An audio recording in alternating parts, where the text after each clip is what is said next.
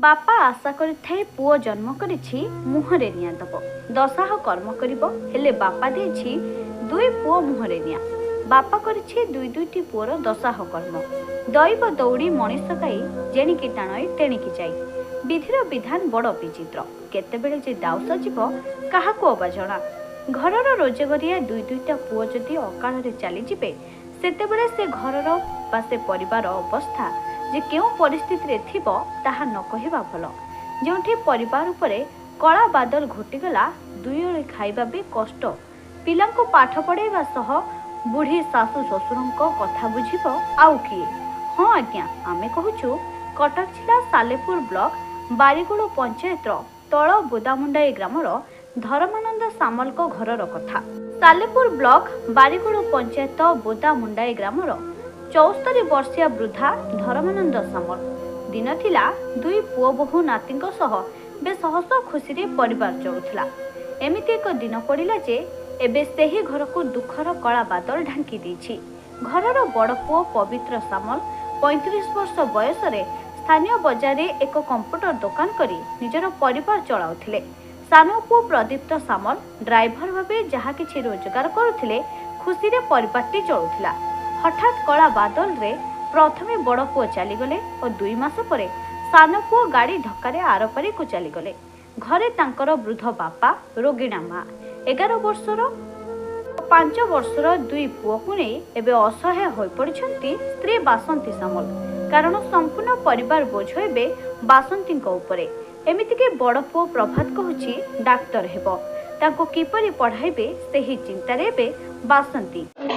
आम घर है बुदामुंडे मो ना बासंती सामल स्वामी आमर बुदामुंडे कंप्यूटर दुकान करते 2022 मसीह दिए आज 2 वर्ष हो मरवा पर 2 मास आम दियर डेथ होगा गाड़ी एक्सीडेंट माछदी पाखे है।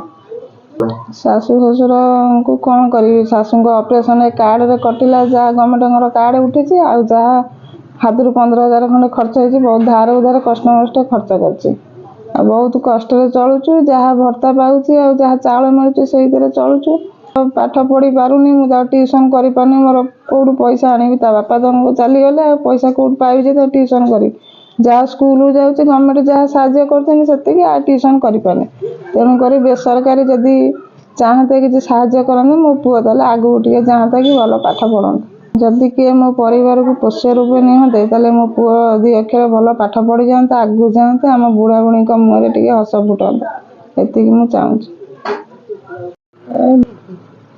मो ना हूँ धर्मानंद सामल बोदामुंडई बारीगुड़ पंचायत। बड़ पुओ बड़ पुओ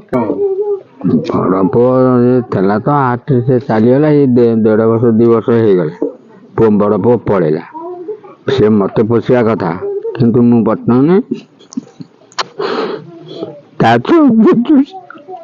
पोषुची मत बस है 73 वर्ष है आ मुझे पोषुची सी मत पोषिया कथा से पिला छुआ को पोषुची। बड़ पुओ गला केते पुओ गला 2 मास भितर सान पुओ चलीगला कौन होता धक्का चलीगला गाड़ी चलाऊला से ड्राइवर था एमती मूल तो नागि पार्नी जाते कष्ट मटे चलती कौन रखी चलते ये गाई अच्छी छेली अच्छी या पिछा नागिक चलाऊँगी आ कौन कर बोटी एमती चलाऊँ आनी चलाऊँ ये सान नाती अच्छी फेर केमती कौन मनुष्य हम या नागिक कर बुद्धि से जहाँ कर कौन कर मोर तो किसी इनकम ना या मु इनकम है चलुची सी चाहूँ ना मुझे पाठ पढ़ी पूरा देखा चेष्टा करा कौन कर आम पाखे तो ना पैसा पत्र देखा कौन कर साहस दौची सी तर जाऊँगी बढ़ुची तो मुझे चाहूँगी कौन सरकार तरफ जब किसी मिलता ताल मो नाती टे पाठ पाठ पढ़ता या मुझे रोची आज ना